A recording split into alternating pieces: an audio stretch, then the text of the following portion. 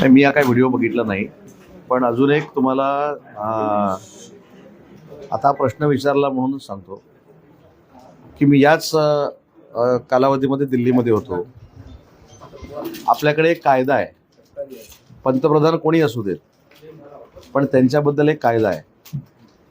ज्या ठिकाणी पंतप्रधान राहतात त्या परिसरामध्ये कोणी जावं आणि कोणी जाऊ नये हा केंद्र सरकारनं इंदिरा गांधींच्या हत्येनंतर केलेला एक कायदा आहे. तर तो कायदा असताना देखील सन्मान्य राहुलजी गांधी त्या परिसरात जाऊन असं सांगत होते की सगळ्या विद्यार्थ्यांनी तिथं या. याचा अर्थ काय?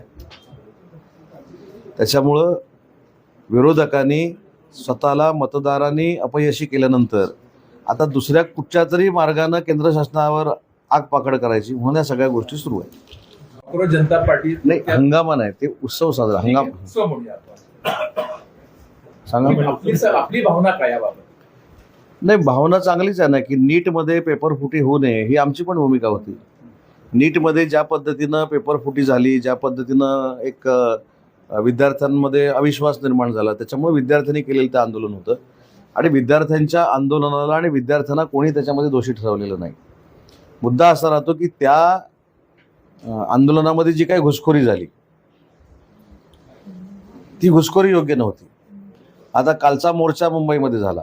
मी पहिल्या दिवसापासून सांगतोय की विद्यार्थ्यांचं समर्थन 100% आम्ही करतो. नीटची पेपरफुटी व्हायलाच नाही पाहिजे होती. ते जेलमध्ये आहेत. आता फास्ट ट्रॅकवर ते गुन्हे सगळे चालणार आहेत.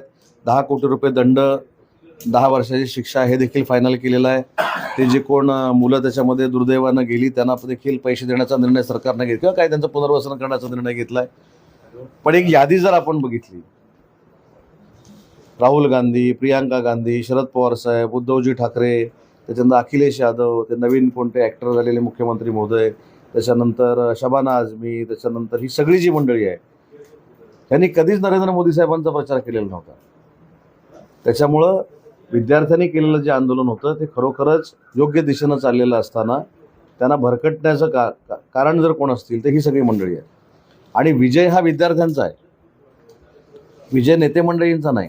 काल आता मी एवढी भाषणं ऐकली जसं काही ह्यानेच विजय मिळवून दिला, पण त्याच्यामागे धर्मेंद्र प्रधान साहेबांचं पत्र पण वाचा की धर्मेंद्र प्रधान साहेबांनी राजीनामा का दिला याचं विश्लेषण पण त्यांनी केलं आहे. परंतु नीटमध्ये जे प्रकार झाले, नीटमध्ये जी घुसखोरी झाली त्याच्याबद्दल आम्हाला आक्षेप आहे. मी काल शिंदे साहेबांनी अतिशय चांगल्या पद्धतीनं सांगितलं की इकडे पराभव झालेला असताना दिल्लीमध्ये जायचं आणि दिल्लीमध्ये आग पेटवा, हे पेटत राहू दे, हे धगधगतं राहू दे म्हणून सांगायचं. काही अर्थ नाही. हे राजकीय गोष्टी आहेत. त्याच्यामुळे त्याच्यामध्ये राजकारण जे आलं त्याच्यावर आमचा आक्षेप आहे. आम्ही विद्यार्थ्यांना कधीच दोष दिलेला नाही, विद्यार्थ्यांना कधीच दोष देणार नाही. विद्यार्थ्यांच्या मनातल्या भावना सरकारनं पूर्ण केल्या पाहिजेत हीच भूमिका असली पाहिजे. त्याच्याबद्दल दुमत असण्याचं काही कारणच नाही. पण सर, विद्यार्थ्यांची भावना समजून घेण्यास केंद्र सरकार कमी पडलं किंवा उशीर केलं मला वाटत नाही. मला असं वाटतं की चर्चा ही एका दिवसात आणि 2 दिवसात संपत नाही. एखादं छोटं आंदोलन जरी असतं तर ते एक फोन केल्यानंतर ते सुटत नाही. त्याच्या मागे काहीतरी प्रोसिजर असते. ती प्रोसिजर केंद्र सरकारनं केली असेल. त्याच्यामुळं आज विद्यार्थ्यांच्या मनातले निर्णय केंद्र सरकारनं घेतले हे देखील आपल्याला नाकारता येणार नाही. केंद्र सरकारनं घेतलेली भूमिका ही विद्यार्थ्यांच्या हिताची भूमिका आहे आणि भविष्यामध्ये असे प्रकार घडणार नाही त्याची दक्षता राज्य सरकारनं आणि केंद्र सरकारनं घेतली पाहिजे. याचा काय परिणाम भविष्यात होऊ शकतो का राजकारणावर की अन्य काय? देशामध्ये याचा काय मेसेज जाऊ शकतो की हा विजय झाला, विद्यार्थी आता आक्रमक होणार, काँग्रेस जनता पार्टी पुढे येऊन काय घडामोडी होऊ शकतात त्या देशात? बघू ना आपण. राजनाथ सिंग अजून 3 वर्ष 3.25 वर्ष निवडणुकीला आहेत. मुंबईच्या मोर्चाला राजनाथ सिंगने एक स्टेटमेंट केलं होतं की आमचं काय युपीए सरकार नाहीये, आमचं एनडीए आहे, आम्ही राजीनामे वगैरे देत नसतो असं. आणि नंतर धर्मेंद्र प्रधानचा राजीनामा. राजनाथ सिंह हे देशाचे मोठे नेते आहेत. त्यांनी ते स्टेटमेंट का केलं, त्याच्यानंतर धर्मेंद्र प्रधान साहेबांनी राजीनामा का दिला, हे मी माझ्या कृतीच्या माणसांना बोलण्याच्या पलीकडचा प्रश्न आहे. त्याच्यामुळं राजेंद्र सिंह साहेब काय बोलले हे देखील मला माहीत नाहीत. परंतु धर्मेंद्र प्रधान साहेबांनी मुलांच्या भावनांचा विचार करून राजीनामा दिला हे कोणी नाकारत नाही. आणि नरेंद्र मोदी साहेबांनी ॲज अ पंतप्रधान म्हणून जे मार्ग काढायचे आहेत, जे तोडगे काढायचे आहेत, जी कारवाई करायची आहे ती 100% या संपूर्ण त्यांच्या प्रक्रियेतनं केलेली आहे. रत्नागिरीच्या मोर्चाबद्दल आपण काय? नाही, माझं काहीच म्हणणं नाही रत्नागिरीच्या मोर्चाबद्दल. आपल्या जिल्हा प्रमुखांनी आक्षेप घेतला खास पत्रकार परिषद घेऊन.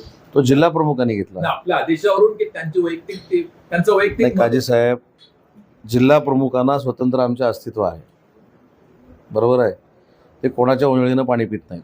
त्यांनी त्यांची पत्रकार परिषद घेऊन भावना व्यक्त केली. आता जी भावना त्यांनी व्यक्त केली पत्रकार परिषदेतनं, मला देखील कुठेतरी असं वाटलं की त्यांनी केलेली जी भावना व्यक्त केलेली आहे ती योग्य आहे की अयोग्य आहे त्याची मी खात्री करून माझ्या मनात ठेवलेलं आहे. मी मोर्चामध्ये विद्यार्थ्यांनी सहभागी होणं कितपत योग्य आहे? तर विद्यार्थ्यांनी काय करावं आणि विद्यार्थ्यांनी काय करू नये हे सांगणारा मी नाही. विद्यार्थ्यांनी त्यांच्या अपेक्षा पूर्ण होण्यासाठी त्या मोर्चामध्ये ते सामील झाले असतील, त्याच्याबद्दल त्यांना कशाला दोष द्यायचं? विद्यार्थ्यांचा काय दोष आहे याच्यात? मी पहिल्यांदाच सांगितलं की विद्यार्थी ज्या पद्धतीनं त्या आंदोलनामध्ये उतरलेले होते ही त्यांची वैयक्तिक भावना होती, पण त्या आंदोलनामध्ये ज्या पद्धतीनं राजकारण केलं गेलं, ज्या पद्धतीनं नरेंद्र मोदी साहेबांवर बोललं गेलं, हे बघा, कोण पंतप्रधान आहेत कोण पंतप्रधान नाही आहेत हा विषय नंतरचा आहे, पण ते देशाचं घटनात्मक मोठं पद आहे. आज मी मोर्चाचे काही व्हिडिओ बघितले रत्नागिरीचे, हे योग्य आहे का? याचं समर्थन कोण करतंय का? विद्यार्थ्यांचं समर्थन 100% मी करतोय. कुठच्याही विद्यार्थ्यानं तसा प्रकार घडवला नव्हता, पण काही पॉलिटिकल लोक होते, त्यांनी रत्नागिरीच्या काही व्हिडिओमधनं जे काही पासवान केलं हे चांगलं नाही, ही रत्नागिरीची संस्कृती नाही. त्याच्यामुळे रत्नागिरीच्या विद्यार्थ्यांना जे अपेक्षित आहे ते 100% आम्ही करण्याचा प्रयत्न करणार आहोत. त्याच्यामुळे विद्यार्थ्यांना दोष कशाला द्यायचा? मोर्चा जाताना जे भाषा वापरली गेली अश्लील किंवा अत्यंत गैर होती, कोणीही पदावर असेल तरी सुद्धा हे 100% ना, मी तेच सांगितलं. बऱ्याच ठिकाणी व्हायरल पडणार. आणि ते व्हायरल करण्यामध्ये कोण आहेत आता मी त्याच्यामध्ये पडत का नाही, जाऊ दे, आता जे काय असेल ते संपलेलं आहे. त्याच्यानंतर परत दुसऱ्या दिवशी पत्रकार परिषद घेऊन त्यांनी त्यांची भूमिका स्पष्ट केलेली आहे. परत आज माझ्या मराठी भाषेच्या सगळ्यांनी माझ्यावर फोटो काढलेले आहेत, त्याच्यामुळे मी त्याच्याबद्दल काय आता बोलत नाही. पण हे चांगलं नाही. कोण पंतप्रधान आहेत कोण मुख्यमंत्री आहे त्याच्यापेक्षा ते संविधानिक पद आहे आणि त्यांच्याबद्दल रिस्पेक्टफुलीच बोललं पाहिजे. विद्यार्थ्यांच्या आक्रोशाला अजून आपण किती खतपाणी घालतोय आणि त्याच्यातनं कायदा आणि सुव्यवस्था बिघडू शकते आणि त्याचे परिणाम त्यांना नाही भोगायला लागणार आहेत, विद्यार्थ्यांना भोगायला लागतील. विद्यार्थ्यांच्या कुठच्याही भूमिकेवर आमचा संशय नाही, विद्यार्थ्यांवर आमचा राग पण नाही. विद्यार्थ्यांची मनातली भूमिका नरेंद्र मोदी साहेबांनी ओळखली आणि म्हणून पुढचे निर्णय झाले. सकाळचे 9:30 वाजणारे म्हणतात की आता महाराष्ट्रात बदल होणार आणि देवेंद्र फडणवीस साहेब केंद्रात जाऊन शिक्षण मंत्री होणार. ते असं 4.5 वर्ष म्हणतात, कशात काय बदल झाला काय? होईल महाराष्ट्रात बदल काय? हो, 4.5 वर्षात जो बदल झाला नाही कसा होईल? सर, उत्तर पश्चिम मतदारसंघ आहे मुंबईतला, तिथे सिद्धेश कदम यांनी सांगितलं की मी तिथे इच्छुक आहे लढायला निवडणूक लोकसभेची, तेव्हा दिल्लीमध्ये जायला आवडेल. तर हे बघा, मला पण तिकीट द्यायचं ठरवतात एकनाथ शिंदे साहेब. त्याच्यामुळे त्यांनी भावना शिंदे साहेबांच्या समोर जर व्यक्त केली असेल तर शिंदे साहेब त्याचा निर्णय घेतील.